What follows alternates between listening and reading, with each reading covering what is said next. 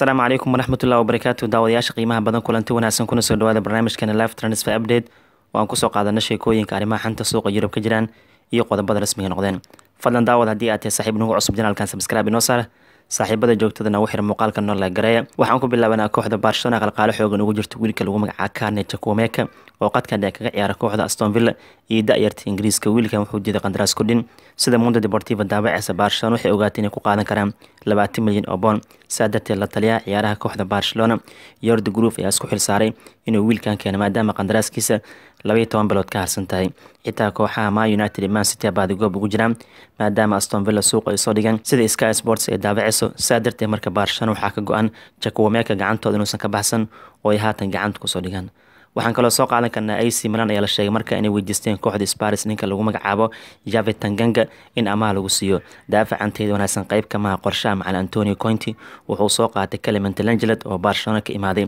saadartee Calcio Mercato waxay daabacaysaa Milan ayaa rajeynaysa toddobaadkan gudihiisa inay amaah kusoo qaataan Tanganga haddii uu anfac hagaaga dambe waxay ku qaadan doonaan ku dhawaad lacag gaarayso 30 milyan oo euro sidoo kale qodobada ka kooban soo qaadan karna waxaa qayb ka ah FC Bayern Munchen ayaa sare u qaadan dalabaadka lacagaha ay ku doonayaan wiilka lagu magacaabo Matheus Tel kaasoo weerar kaga ciyaara kooxda Rennes waa 17 jir waxay u arkaan bedelka saxda ah ee Robert Lewandowski sida Lequipe ee daabacayso Bayern hore waxaa looga diiday qiimo lacageed oo gaaraya 22 milyan oo euro balse markaa miiska waxay geyn doonaan dabcan lacag gaaraya 30 milyan oo euro si ay Tel gacanta ugu soo dhigaan waxayna u arkaan bedelka saxda ah ee Lewandowski kaasoo ku biiray kooxda Barcelona waxayna Barcelona ku qaateen qiimo lacageed oo gaarayso 50 milyan oo euro sheekooyin kala soo qaadan karna transferka waxaa qayb ka Napoli ciyaaryankooda Fabian Ruiz ay kala tagi rabaan kadib markii qandaraas ku dhin uu diiday ciyaaryankan wuxuu dalbaday sanadkii la siiyay 6 milyan oo euro Napoli lacagtaas ma awood waxay u hayaan sanadkii ugu badnaan 4 milyan oo euro haatan waxay daawacayaan shabakadaha Calcio Mercato iyo Corriere dello Sportivo in Napoli suuqa ay soo dhigi doonaan Fabian Ruiz maadaama qandaraaskiisa ka harsan tahay 12 bilood oo qura waxayna ku doonayaan ku dhawaad 40 milyan oo euro waxaa la leeyahay xilligan kuma haboon Napoli suuqa inay soo dhigaan Fabian Ruiz sababtoo hore waxaa baadi goob ugu jira Man City iyo Real Madrid laakiin hadda waxaa labadan kooxood qorshaha suuqa gabi ahaanba way ka baxeen dhinaca kale waxaa macquul ah daawadayaasha qiimaha badan in kooxda Liverpool ay soo dalbato iyo naadiga Arsenal balse haatan waxaa la dalab rasmi Napoli soo gaar ma jirto inkastoo Fabian Ruiz qandaraas ku dhinta uu ka diiday dhinaca kale ciwaanada kala soo qaadan karna waxaa qayb ka saaxiibada qiimaha badan kooxda kubadda cagta Paris Saint-Germain waxay si rasmi gacanta ugu soo dhigeen Hugo Ekitike ka soo qaateen kooxda Reims kan waa weeraryahan Faransiis mustaqbal fiican leh waxayna ku soo qaateen 35 milyan oo euro wiilkan wuxuu ku dhawaaday ku biiritaanka Newcastle laakiin heshiiskan wuu burburay hadda waa rasmi way soo bandhigeen Paris Saint-Germain Hugo Ekitike sidoo kale daawadayaasha badan waxaa lagu wada dib in ugu laabtay kooxdiisa Reims oo 12 bilood amaah kula joogi doono ama xilli ciyaareedka dhawaan bilaabanaya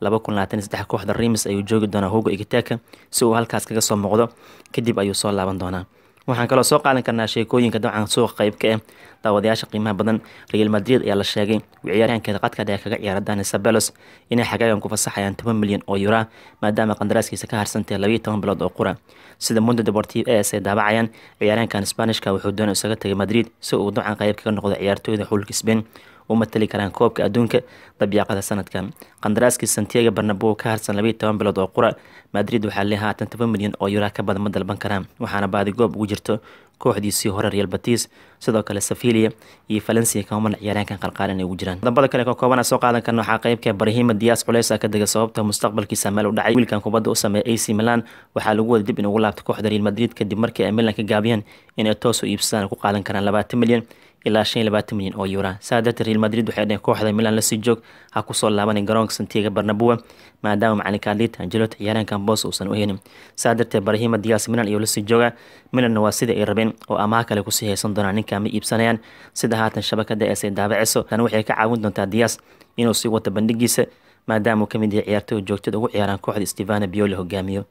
saaxiibada qiimaha badan shabakada caanka The Mirror iyo soo kale shabakada lagu magacaabo Sport oo ka soo kala baxaan Spain iyo soo kale Ingiriiska waxay daabacayaan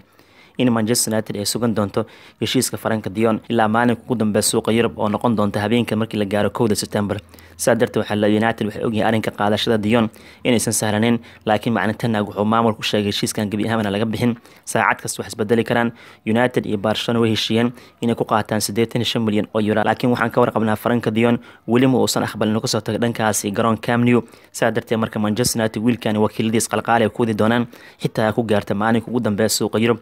ayaa Dylan Dege marka tanna kama quusan doono Dion waqti kastuu sugan doona gacanta inuu kusoo dhigo dhinaca kale daawadayaasha Maxamed Ibrahim Sangaro qadka dheer kaga ciyaara Ivory Coast iyo PSV Eindhoven waxay kooxis dul dhigan lacag gaaray 37 milyan oo euro ama 31 milyan oo pound xilli Man United Arsenal qalqaale xoogan ugu jiraan kan qadka dhaxu ka ciyaara kubadda raacshiis aad ay u sareysa ee qaadistiisa Sangaro wuxuu diyaar u yahay PSV Eindhoven inuu sii joogo haddii daawadayaasha u suuragali waas qorshaha ku aad inuu soo aado Premier League wuxuu qaadan doonaa qandaraas ku dhin sida haatan shabakada lagu magacaabo Eindhoven Dagbaldi oo kasoo baxda gudaha Holland ee soo daabacday marka xidiga lagu magacaabo Ibrahim Sangara 37 milyan oo euro ayaa la duldhigay haddii ay qaadan karaan United iyo sidoo kale Arsenal wuxuuna ka ciyaaraa nambarka 6 sidoo kale sheekooyin kale transferka soo qaadan karna waxaa qaybka ninkii Jose Mourinho si toos u wacday Dybala wuxuu dhahay fadlan ha ku biirin Inter ama Napoli waxaa imaada garoonka Stadio Olimpico Jose wuxuu u ballan qaaday Dybala mushaaraadka Inter u ballan qaaday 7 milyan euro gaaray soo kalena wuxuu dhahay 4 sano contract ay qaado halka Inter ay dhaheen 3 sano ku heenaa saa darteed daawadaashka madaxa la ciyaaraankan go'aanka ugu dambeeyay asiga lahaan doono inkastoo leedahay Dybala wuxuu jecel yahay UEFA Champions League inuu ciyaaro Roma adeegaas uma haysan laakiin Jose wuxuu u sheegay in hogaaminta kooxda uu la wareegi doono mushaar fara badan la siinayo sidoo kale laga rabo asiga inuu ka caawiyo kooxda Roma xilli ciyaareedkan ugu soo fool leh inuu keeno Champions League marka Argentineskan go'aan asiga laga rabaa haddii Inter uu ku biirayo ama Napoli ama Jose oo telefoonka soo wacay tixgelin doono oo dhankaas Stadio Olimpico aadi doono dhinaca kale daawadayaasha qiimaha badan ninkii Alvaro Morata xaalad waxaan barnaamijkan live transfer update kula wadaagay in Atletico Madrid mar kale Juventus ay ka iibinayso sababtoo qandaraaskiisa waxaa ka harsan 12 bilood oo qura Simone ciyaaraankan uma baahno Juventus waxaan ognay hore 2 sano ama Augustin kadib waxaa waajibkood inay ku iibsadaan 40 milyan oo euro oo iska diiday kooxda ku laabay dhaheen hadda waxay rabaan qiimo jaban inay ku soo qaataan balse 29 jirkan waxay ka soo xigtay shabakada AS inuusan doonin ku laabasho Juventus maadaama ay tixgelin u muujin wayn sidoo kale daawadayaasha qamada kadib in iska fasaxeen hadda ay doonayaan mar labaad inay soo cishtaan daawadayaasha qiimo badan xilli ciyaareedka Morata wuxuu ciyaaray Juventus 48 kulan wuxuu shabaqa gaarsiiyay 12 gool 9 caawin ugu sameeyay laakiin hadda uu iska diidayaa inuu Juventus ku laabto wuxuuna diyaar u yahay kooxda Atletico Madrid inuu sii joogo 12 bilood qandaraaskiisa kaga harsan sidoo kale wuxuu la fariisan doonaa macallin Diego Simeone si uu dabcan kaga dhacsiiyo in kooxiisa door adag uu ku yeelan karo akhbaaradka transferkan soo qaadan karna waxaa qaybkeed soo kale Nuno Tavares oo daafac garabka bidix kaga ciyaara kooxda Arsenal waxaa la sheegay wada xaajoodku ku aadila kooxda Maqsili uu hakaday maadaama daawadayaasha qad heshiis aan la wada gaarin soo kale tan ciyaaraankan haatan wuxuu ku jira diyaar garowga xilli ciyaareedka cusub Arsenal waxay ku dhowyiin qaadashada Zinchenko hadii ay dhacdo ciyaaraankan Gunners iska fasaxayaan laakiin waxaa la haatan Maqsili gabi ahaanba iska dhaafeen qaadashada Nuno Tavares oo qorshayaal kale ay suuqa Yurub ka leeyihiin dhinaca kale macna Arteta asigana wuxuu dhaw William Saliba qorshayan uu qayb ka yahay meel u socda malahan waxaa jira shaki ku aadan ciyaaraankan kooxdan isaga tagay laakiin Arteta wuxuu dhaw qof kasta oo kooxda joogo looma ballan qaadi karo toddobaad kasta inuu ciyaari karo balse wuxuu dhaw ciyaaraankii tababarka isku muujiyo markii gudaha garoonka la keenay naadiga caawiyo ayaa toddobaad kasta ciyaari doono waxaa rajeynaa ayuu ka dhawaajiyay William Saliba in daqiiqado badan uu ciyaari doono kooxdan uu caawin doono kaalintiisana uu qaadan doono ugu dambeyntii sheekooyinka transferka waxaa qaybka Zlatan Ibrahimovic waxaa lagu wadaa contract cusub in maalmahan ugu soo foolay qalinka ku duugo sheekada ma cusub ka warqabnaa heshiis gaaray ilaa June 2023 in la siin doono balse qabarka cusub waxay tahay haatan Fabrizio Romano shaac uu ka qaaday mushaar ahaan sanad kasta wuxuu u qaadan doonaa 1 milyan ilaa 1 milyan bar euro wuxuuna ka imaaday sanadkan uu qaadan jiray lacag gaaray 7 milyan oo euro nadiif ah sababtu waxay tahay ninkan waa dhaawac dheer ku maqnaan doonaa sidoo kalena bisha October 41 jir ay noqon doonaa Zlatan ma doonaa ciyaarano ka fariisto saa darteed marka maamulka Milan waxay hordhigan shuruudaas asigana uu ka aqbalay 1 milyan ama 1 milyan bar euro inuu ku shaqeeyo markuu garoomada ku soo laabto waa horraanta sanadka cusub hadduu alla idmo bal markaana soo qaadana sheekooyinka transfer ka baxsan xala saqdhex kulamo saaxiibtinimo lagu ciyaar dhankaas waqooyiga America Arsenal ciwaanada qaad kadib markii 2 gool ibar kaga badiyeen naadiga Everton waliba si gaar ah Gabriel Jesus iska celin laayay shabaqan uu gaar ninkan